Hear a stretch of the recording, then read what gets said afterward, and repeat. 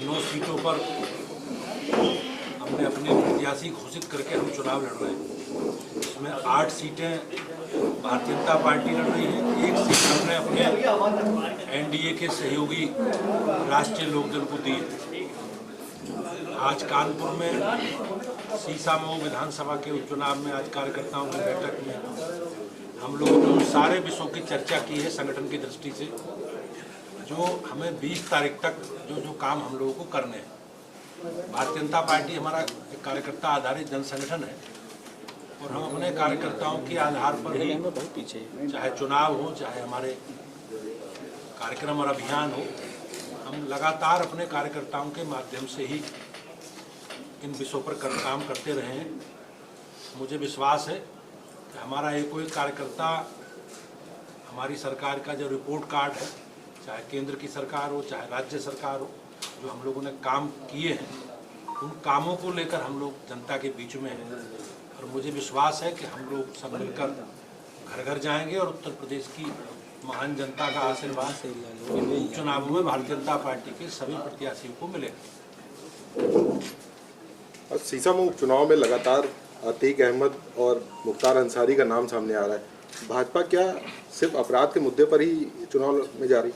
निश्चित रूप से हमारी सरकार ने जो काम किए, अपराध और अपराधियों के प्रति हमारी सरकार का, हमारी पार्टी का जो दृष्टिकोण है, उस दृष्टिकोण को हम लोग परिलक्षित हमारे व्यवहार में होता है।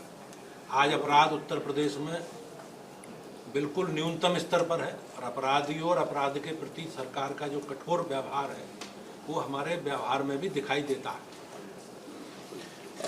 मुस्लिम बड़ी संख्या में सीसामऊ सीट पर है, लेकिन भाजपा पूरी तरीके से आक्रामक है, कह रही है कटोगे तो बटोगे। तो लगता है कि मुस्लिम वोटर ऐसे बयानों से भाजपा को वोट करेगा? हमारी पार्टी, हम सब लोग हमेशा सामाजिक समरसता और सामाजिक सद्भाव की बात करते हैं। हमारी पार्टी का संकल्प है सबको साथ लेकर चलने का, माननीय प्रधानमंत्री जी ने भी कहा है। और ये विपक्ष के लोग समाज को जाति, भाषा, क्षेत्र के नाम पर बांटते रहे और देश को कमजोर करने का जो षड्यंत्र है इसके पीछे, ये देश के इस कमजोरी षड्यंत्र को प्रदेश की जनता अब समझ चुकी है, इनके एजेंडे को, उसे पूरा नहीं होने देगा। वैसे पिछले काफी समय से सीसामऊ में भाजपा नहीं है और वही जीत रहे हैं। कल मुख्यमंत्री जी भी काफी जोश से कह रहे थे हम जीते, आप सब भी कह रहे हैं, क्या गणित है? जरा सो गणित बताइए। निश्चित रूप से जैसा मैंने कहा, हम लोग, हमारा कोई गणित नहीं, हम पार्टी हमेशा अपने कार्यकर्ताओं के माध्यम से अपना, हम सरकार में हैं तो हमने सरकार में जो पिछले 7 वर्षों में काम किया उसका पूरा लेखा जोखा लेकर, रिपोर्ट लेकर हम जनता के बीच में रिपोर्ट कार्ड लेकर, और जो काम हमारी सरकार ने बिजली, पानी, सड़क, शिक्षा, स्वास्थ्य, सुरक्षा और सरकार की जो लाभार्थी परक योजनाएं हैं, हमारे जो अंत्योदय का एजेंडा है, वो हमने बगैर किसी भेदभाव के उसे पूरा करने का काम किया। पुरानी सरकारों ने सरकार की योजनाओं का लाभ उन लोगों को मिलेगा जो शासक बल के लोग हैं, शासक समूह, हमने बगैर किसी भेदभाव के काम किया और उसी उपलब्धि के साथ, उसी रिपोर्ट कार्ड के साथ हम जनता के बीच में। जब जो मुस्लिम मतदाता है वो आपके पक्ष में जो है मतदान करे, इसके लिए कोई खास रणनीति है क्या? कल आपके एक विधायक ने योगी जी की जनसभा में मंच से कहा कि हर आतंकवाद मुसलमान, इसको भी किस संदर्भ में देखते हैं? भारतीय जनता पार्टी का हमारा जो संकल्प है, सबका साथ, सबका विकास और सबका विश्वास। आज भारतीय जनता पार्टी देश की सबसे बड़ी राजनीतिक पार्टी है, हम देश की सबसे अधिक सदस्यों वाली पार्टी, हमारे देश में सर्वाधिक विधायक हमारे हैं, सांसद हमारे हैं, मेयर हमारे हैं, जिला पंचायतों के अध्यक्ष हमारे हैं। मतलब लोकतांत्रिक प्रक्रिया में सर्वाधिक अगर कोई सबसे शक्तिशाली दल है तो भारतीय जनता पार्टी, और हमें सबके वोट मिले हैं, सबका समर्थन और सबका इसलिए भाजपा को मिल रहा है। और हमारा जो संकल्प है सबका साथ, सबका विकास और सबका विश्वास, उसके आधार पर हम लोग आगे बढ़ रहे हैं। धार्मिक आधार पर, सामाजिक आधार पर, जाति के आधार पर, भाषा के आधार पर बांटने का काम और देश को कमजोर करने का काम हमें हमेशा विपक्षी दलों ने किया है। हम लोग सामाजिक समरसता की बात करते हैं और सामाजिक सद्भाव की। सर, विपक्ष लगातार आरोप लगा रही है कि चुनाव भारतीय जनता पार्टी ने पुलिस प्रशासन लड़ रहा है। दरअसल पूर्वा में एक व्यापारी को, विधायक को रास्ता बताना इतना महंगा पड़ा कि पुलिस ने उसको थाने और जेल का रास्ता दिखा दिया।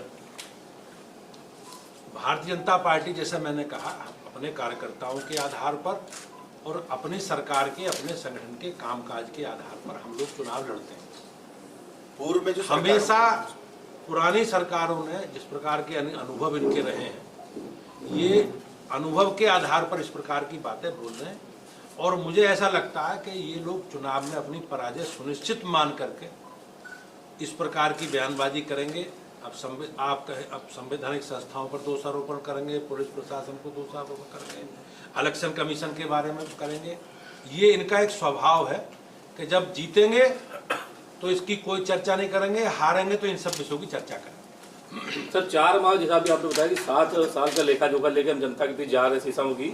अभी 6 माह लोकसभा चुनाव में भी 6.5 साल का ब्यौरा ले गए थे, लेकिन इसी विधानसभा में 26.5 हज़ार का अंतर है। काट की हांडी बार बार नहीं चढ़ती, और जो विपक्ष का एक नेगेटिव एजेंडा था जनता को गुमराह करने का, उस एजेंडे को जनता समझ चुकी है। आपने देखा होगा हरियाणा में चुनाव हुए, भारतीय जनता पार्टी को एक व्यापक जनादेश विधानसभा में लोगों ने दिया है। तीसरी बार हमारी सरकार बनी, और उत्तर प्रदेश में भी 9 सीटों पर उपचुनाव है। मुझे विश्वास है कि जिस प्रकार का रेस्पॉन्स है, हमारे कार्यकर्ताओं में उत्साह है, 9 की 9 सीटें बड़े अंतर से भाजपा जीतेगी। अच्छा, कांग्रेस कह रही है कि भाजपा ने अलीगढ़ मुस्लिम यूनिवर्सिटी को अल्पसंख्यक का दर्जा देने का वादा किया था, लेकिन आज वो पलट गए। मुझे उसकी जानकारी नहीं है, दानिश अली कह रहे हैं। उसका मुझे इसकी जानकारी नहीं है, लेकिन वो केंद्रीय विश्वविद्यालय है और संवैधानिक व्यवस्था में जो आरक्षण की बात है, उन सभी केंद्रीय विद्यालयों में आरक्षण की व्यवस्था हो, ये भारतीय जनता पार्टी के हम लोग हमेशा कहते रहे। जहाँ तक कांग्रेस का विषय है, कांग्रेस को अब कोई प्रदेश में कोई भूमिका उसकी है नहीं, और उनके सहयोगियों ने भी साइकिल से उन्हें अलग कर दिया है। तो कांग्रेस की जो स्वीकारता है, कांग्रेस की जो उत्तर प्रदेश की राजनीति में भूमिका है, उसे कोई अब संज्ञान लेता नहीं।